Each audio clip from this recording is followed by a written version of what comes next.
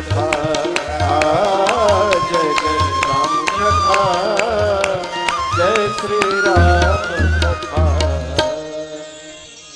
कथा की महिमा क्या है? कथा जीवन की व्यथा को समाप्त कर देती है।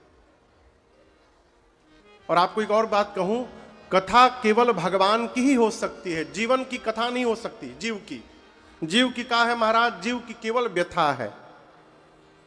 अच्छा आप बताइए, एक ही आदमी रोज सवेरे 9 बजे आपके घरे आवे, आप उसको चाय पिलाएं, अब वो रोज एक ही बतिया अपने बारे में बतावे। कई लोग आपको समाज में मिलेंगे जो केवल अपने बारे में बताते हैं, एक ही बात जब मिलेंगे फिर बताएंगे। तो यदि कोई व्यक्ति रोज आपके घर आकर अपने बारे में एक ही बात बतावे, आप कितने दिन तक सुन सकते हैं? सुमित बाबू आप बताओ, कितना दिन ले बर्दाश्त करिएगा? अरे बोलिए, पूछ रहे हैं। भाई साहब कह रहे 5 दिन, और छठे दिन कहिए घर के बता बोल द नहीं कि हम बाहर गइल बनी। क्यों? एक ही बात एक ही व्यक्ति के बारे में जब आप बार बार सुनते हैं तो सिर में दर्द होने लगता है, लेकिन वही भगवान की कथा जब बार बार सुनते हैं तो सिर का दर्द समाप्त हो जाता है। यही कथा की महिमा है? केवल भगवान की कथा है। मैं आपको दूसरा उदाहरण देता हूं, किष्किंधा कांड खोलिए। हनुमान जी महाराज राम जी से मिले हैं। हनुमान जी महाराज किससे मिले हैं? राम जी से। हनुमान जी मिले नहीं, सुग्रीव जी पहाड़ के ऊपर बैठे थे। तो राम लक्ष्मण जी को जब आते हुए सुग्रीव जी ने देखा और हाथ में धनुष बाण देखा, तो सुग्रीव को लगा कहीं ये दोनों वीर पुरुष मुझे मारने तो नहीं आ रहे हैं। तो सुग्रीव ने हनुमान जी को बुलाया। पहली बार कथा में हनुमान जी आए वहीं पर, और बुलाकर सुग्रीव ने हनुमान जी को कहा आप नीचे जाइए, रास्ता पर देखिए 2 वीर आ रहे हैं, उनसे बातचीत करिएगा, और आपको तनिक भी ऐसा अंदेशा हो कि वो दोनों मुझे मारने आ रहे हैं, आप तुरंत नीचे से इशारा करिएगा, मैं भाग लूंगा।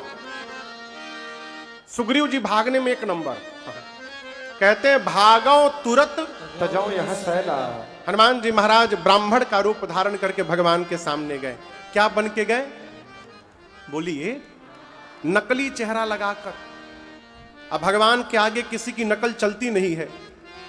हनुमान जी सोचे कि ये दोनों भाई हमको पहचान नहीं पाएंगे, मैं ब्राह्मण बना हूं। और राम जी लक्ष्मण जी से बोले हनुमनऊ है, हनुमनऊ नकली चेहरा लगा के आए हैं। हनुमान जी पूछे आप दोनों हैं कौन? कि तुम तीना देव महा को, क्या आप दोनों त्रिदेव में से हैं? ब्रह्मा विष्णु महेश में तीनों में से कोई आप हैं? भगवान बोले नहीं। हनुमान जी एक बंद कर लिए। नर नारायण की तुम दो, यदि आप 3 में से नहीं तो कहीं आप 2 तो नहीं है, नर नारायण तो नहीं है आप दोनों? भगवान बोले नहीं। हनुमान जी एक और बंद कर लिए कि तुम अखिल भुवन पति लीन मनुज अवतार, कहीं आप परब्रह्म जगत के परमात्मा अनंत कोटि ब्रह्मांड के नायक परब्रह्म तो मेरे सामने अवतार लेकर नहीं आ गए? आप ब्रह्म तो नहीं है, एक तो नहीं है आप? भगवान बोले नहीं। लक्ष्मण जी बोले भैया इसे काहे बोल रहे हैं? राम जी बोले जब लड़का होके ये अपने आप को छिपा रहे हैं तो हम बाप होके काहे बता दे कि हम वही हैं, हम भी छिपाएंगे। राम जी हाथ जोड़कर बोले हे ब्राह्मण देवता, आप जो 3 2 1 का फॉर्मूला दिखा रहे थे ना, हम उनमें से कोई नहीं है। हनुमान जी पूछे कौन है? कौशलेश दशरथ के जाए, हम पितु बचन मानि बन आए, नाम राम लक्ष्मण 2 भाई, संग नारी सुकुमारी सुहाई, यहाँ हरे निश्चर पैदे, विप्र फिरहि हम खोजत तेरी। भगवान ने कहा कौशल नरेश महाराज दशरथ के पुत्र हैं, नाम राम, ये लक्ष्मण है। हमारे साथ मेरी पत्नी थी जिनका नाम था वैदेही। हे ब्राह्मण देवता, इस जंगल में किसी निशाचर ने वैदेही का हरण कर लिया, हम उन्हीं को ढूंढ रहे हैं। इसके बाद राम जी बोले, आपन चरित कहा गाए। हम अपने बारे में बता दिए, अब विप्र कहु निज कथा बुझाए। हे ब्राह्मण देवता, हम अपने बारे में बता दिए, अब आप अपनी कथा सुनाइए। राम जी ये नहीं बोले कि अपने बारे में बताइए, क्या बोले? अपनी क्या सुनाइए? कथा सुनाइए। हनुमान जी जैसे नाम सुने राम लक्ष्मण वैदेही, हनुमान जी पहचान गए, अरे तो मेरे भगवान है, परमात्मा है, और भगवान कह रहे हैं अपनी कथा सुनाइए। हनुमान जी तुरंत भगवान के चरण में गिर गए, कहे प्रभु कथा तो केवल आपकी होती है नाथ, जीव की कथा नहीं होती है, जीव की केवल व्यथा होती है। मैं अपनी तो व्यथा निकल जाएगी, कथा नहीं निकलेगी। कथा केवल भगवान की है। कथा का लाभ क्या है? कथा व्यथा को समाप्त कर देती है। कथा सुनकर भगवत प्रीत जन्म लेता है, और कथा सुनकर यह दृढ़ता भी आती है कि हमारे साथ जब श्री रघुनाथ तो किस बात की चिंता। ये विश्वास बिना कथा श्रवण किए प्राप्त होने वाला नहीं है। सभी वक्ताओं ने अपने अपने श्रोताओं को कथा की महिमा गाई। गोस्वामी तुलसीदास जी कहते हैं, राम जी की कथा कलिकाल में कामधेनु है। क्या है? कामधेनु। जो इच्छा करिएगा, कथा की सेवा करिएगा, ये कथा ही आपकी मनोकामना को पूर्ण कर देगी। राम जी की कथा संजीवनी बूटी है। देखिए, आप लोग टेस्ट कराते हैं ना, ब्लड टेस्ट। आप में से कई पैथोलॉजी वाले भी भैया होंगे। तो जब आप ब्लड टेस्ट कराते हैं ना, तो जो रिपोर्ट आता है उसमें पता रहता है कि क्या हमारा रेंज आया है और नॉर्मल रेंज कितना है। यदि जो आया है वो नॉर्मल से मिल रहा है, यानी हम स्वस्थ हैं, और नहीं मिल रहा है, इसका मतलब हम बीमार हैं। ये जो गोस्वामी जी की रचना है ना, रामचरितमानस, ये मनुष्य के जीवन के समस्त संबंधों के व्यवहार का नॉर्मल रेंज इसमें बताया गया है। एक पिता का जीवन कैसा होना चाहिए इसमें बताया गया है। एक भाई का जीवन कैसा होना चाहिए इसमें बताया गया है? भाई हो तो किसके जैसा हो? बोलिए। हाँ, लक्ष्मण जी जैसा नहीं होना चाहिए। दोनों की अलग अलग महिमा है। भाई कैसा होना चाहिए, मित्र कैसा होना चाहिए, शत्रु कैसा होना चाहिए, इसमें बताया गया है। यदि हमारा जीवन इसके रेंज से मिल रहा है, यानी हम स्वस्थ हैं, और यदि हमारा जीवन इसमें बताए गए जीवन से नहीं मिल रहा है, इसका मतलब हम बीमार हो गए हैं। यहां 9 दिन में टेस्ट कराइएगा। आप लोग मोटरसाइकिल गाड़ी रखे हैं, 4 चक्का 2 चक्का रखे हैं? कितने लोग रखे हैं? अच्छी बात। स्कूटी भी आ जाए उसी में। हाँ, स्कूटी भी, साइकिलों मान लीजिए। तो क्या अपनी गाड़ी सर्विसिंग में ले जाते हैं सर्विस कराने? बोलिए, कितने दिन पर? 1 महीना, 2 महीना, 3 महीना, 5 महीना में ले जाते हैं ना। यदि नहीं सर्विस कराने ले गए तो क्या होगा? गाड़ी धुआं फेंकने लगेगा, तेल खाएगा नहीं, पीने लगेगा।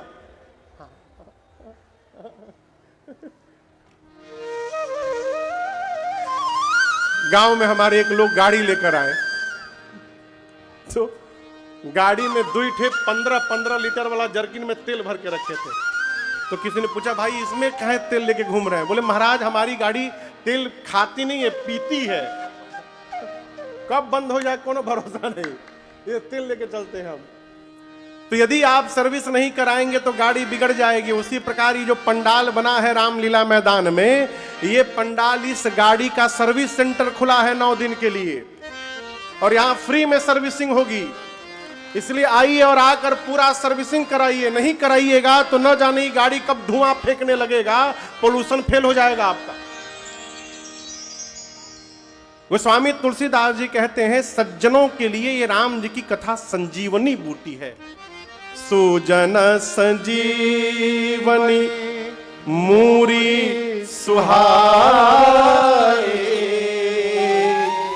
ये गोस्वामी जी महिमा गाए।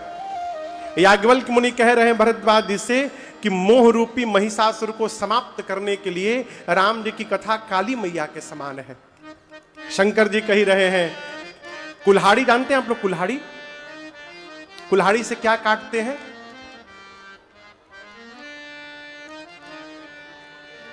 हाँ, लकड़ी, पेड़ काटते हैं। किससे काटते हैं? कुल्हाड़ी से। शंकर जी पार्वती जी से बोले कि राम कथा कली बिटप कुठारी। ये राम जी की कथा कलयुग के विकार रूपी वृक्ष को काटने के लिए कुल्हाड़ी के समान है। राम कथा सुंदर कर तारी, कर यानी हाथ, ताली मने थपरी। शंकर जी बोले राम जी की कथा हाथ की सुंदर ताली है। मां बोली ताली कैसे है प्रभु? शंकर जी बोले यदि पक्षी आकर के बैठ जाए और कोई जाकर ताली बजा दे तो क्या होगा? पक्षी उड़ जाएंगे। बाबा बोले देवी जैसे हाथ की ताली बजने से पक्षी उड़ जाते हैं, उसी प्रकार राम जी की कथा वो ताली है। जो भी अपने जीवन में इस ताली को बजाता रहेगा उसके जीवन से संशय के पक्षी सभी उड़ के समाप्त हो जाएंगे। ये कथा की महिमा है। और मैं आपसे कहूं, राम चरण रति जो चाह अथवा पद निर्वाण, भाव सहित सो यह कथा करहु श्रवण फूट पान। गोस्वामी जी कहते हैं कि जो मनुष्य राम जी के चरणों में प्रेम चाहता है, क्या चाहता है? प्रेम अथवा जीवन में मुक्ति चाहता है। इस बात को याद रखिएगा, मरने के बाद कौनो मुक्ति उक्ति नहीं होती है। कौन देखने गया कि अगला मर के मुक्त हुआ कि नहीं हुआ? उसको मुक्ति नहीं मिली न मिली, इसके लिए आपको मरना पड़ेगा। मरने के बाद केवल तेरा ही होता है, तेरा ही बस। लोग आते हैं खा पी के चले जाते हैं। मुक्ति जीवन जीते जी मिलनी चाहिए। मुक्ति क्या है? जीवन में कर्ता का भाव जिस दिन समाप्त हो गया, समझिए आप मुक्त हो गए। कर्ता का भाव जिस दिन मिट जाए, जिस दिन से ये लगने लगे कि हम करने वाले नहीं है, सब भगवान करा रहे हैं, आप समझिए आप मुक्त हो गए। और जब तक ये मानते रहिएगा कि हम ही सब कर रहे हैं, आप कितनों माला पहन लीजिए, टीका लगा लीजिए, मुक्ति उक्ति मिलने वाली नहीं है। कई लोग घर में नाराज होते हैं ना, तो कहते हैं मौज उड़ा लो बाबू, मौज उड़ा लो, नहीं रहूंगा तो पता चलेगा। आप ब्रह्मा है का? ब्रह्मा नहीं है ना। आपको लग रहा है कि आप सब कर रहे हैं, लेकिन आप यदि रतिये में चले जाइएगा तो ये परिवार रुकने वाला नहीं है, सब कुछ वैसे ही चलता रहेगा। तो भगवान के चरण में प्रीति चाहिए अथवा मुक्ति चाहिए, मोक्ष चाहिए, दोनों के लिए एक ही उपाय है। क्या?